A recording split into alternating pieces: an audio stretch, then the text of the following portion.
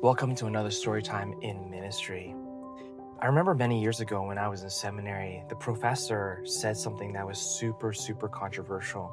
He said the day that he stopped being a people pleaser was the day he started to become a real pastor. And in his own words, he said, when you fear God and God alone, then you stop fearing people. And that was probably the biggest shift that has enabled him to start becoming a good pastor. And for me, that was hard for me to hear because for a lot of my life, and I think for a lot of pastors as well, like for a lot of us, pleasing people is something, being a people pleaser is something that, we're sometimes kind of predisposed to being, right? And it's tough because a lot of times in ministry, you're dealing with a lot of people, right?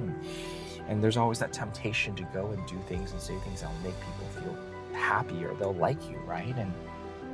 But I remember for me, I remember very early on, I think God knew that I was a people pleaser, and that was one thing that He wanted to change in me.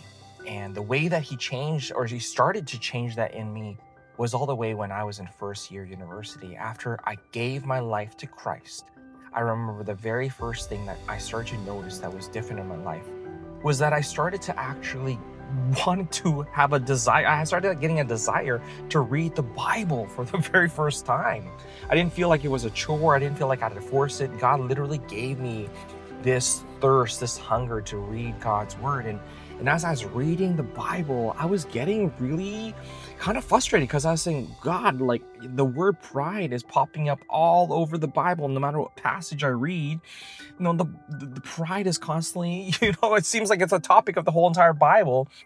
And as I paused and I prayed and I asked God, I said, God, why do you keep on making this word pride pop up so much in the Bible? I remember God convicted me and He started to make me realize I actually had a lot of pride still in my life, even after I gave my life to Christ. And I said to God, God, if there's pride in my life, what do I need to do? What do I need to do to get rid of this pride, for you to cut this pride out of me, right? And right away, I didn't hear God's voice, but right away the thought came into my mind, stop going to the gym.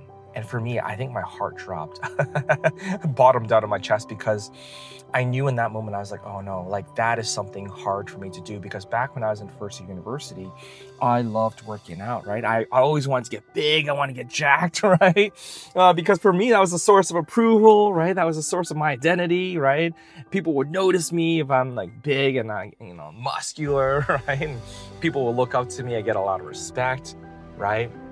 And me and my buddy, me and my roommate, we would always hit the gym every single day, right? We'd do the bench press, curls, right? Pull-ups. That was the thing that we did every single day, right?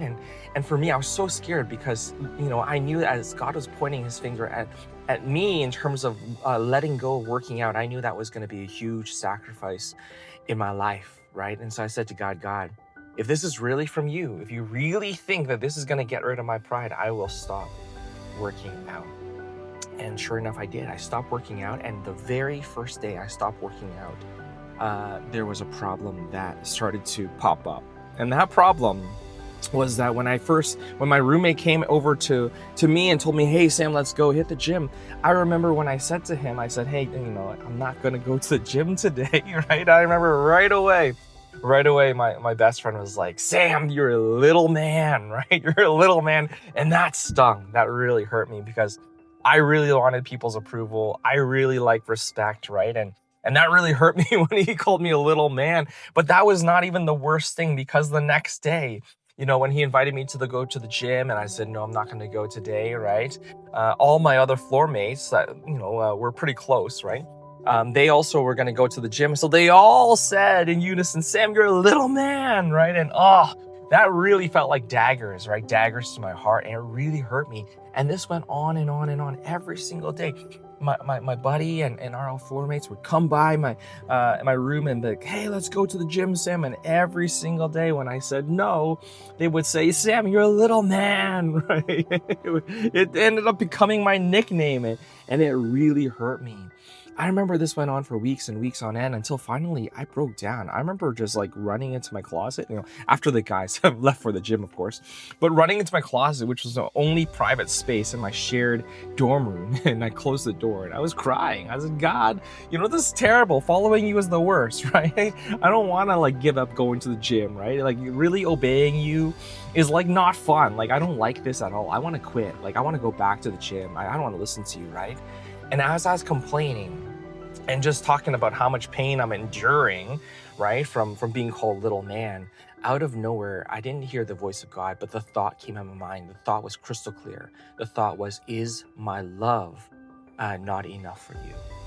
And in that moment, that shook me because suddenly all those tears of sadness and shame suddenly switched to tears of joy. Because as I reflected on that, I was like, wait a second. Wait, is your love, God, not enough for me? And I thought about it. I was like, no, that's not true at all. Your love is more than enough for me. And it was in that moment God shifted something inside of me because it made me realize that I don't need to chase after people's approval. I don't need to have all my floor mates respect me and look up to me, right? I don't need to have giant muscles, right, for everyone to like me, or I don't even need people to like me. At the end of the day, if God loves me and He approves of me, that's all I need in my life, right? And I remember leaving my closet as I got out, right? I felt like a changed man. And the next day when my buddy and my floor mates came over and said, hey, you're a little man, right? I remember, I said, it's fine, right? And I remember as they're leaving, I just said a quick prayer. I said, God, your love is more than enough for me every single time. These people go and call me little man. I will continue to pray that same prayer. Your love for me is more than enough for me, right? And little by little, every single day that passed by and they called me little man, I would make that prayer until after about a week or two, it just stopped hurting. Whenever they called me little man, it didn't bother me anymore at all. It wouldn't elicit any reaction from me, right? And so after a while, they just stopped calling me little man because for me, truly, I didn't care anymore because I said, I don't need these people's approval, right? As long as I have God's approval, that is more than enough. And that was a powerful lesson for me because even though later on, God allowed me to go back to the gym, it changed something in me because not only did I just go to the gym to just get fit rather than trying to gain approval and all these things, but for me in my life over and over again, God would constantly remind me that His love is more than enough for me. And that is why even today, whenever I preach, sometimes people say, "Yo, Pastor Sam, you're not afraid to slap us around, right?" I said, "No, I'm not afraid. I don't care if you don't like me or I make you upset or whatever. Because at the end of the day, even Jesus, when He goes and he preaches and He speaks, there's people who get offended, right? And Jesus is not a people pleaser, right? He's gonna say the truth. He's gonna say what the Father wants Him to say, right? What the Spirit's gonna lead Him to say. And a lot of times, the things that God calls us to do is hard, right? And things that we don't want to do, it makes us upset, right?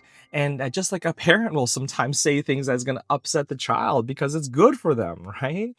And at the end of the day, I realize now that it is so true. What my professor in seminary said.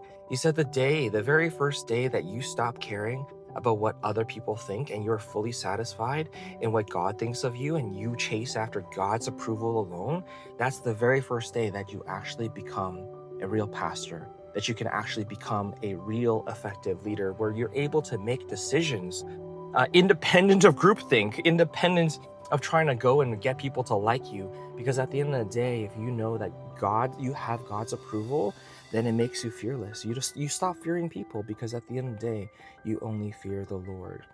And so that's why even for myself today, as I lead, a lot of times I'm not afraid to say hard things because at the end of the day, I don't need people's approval.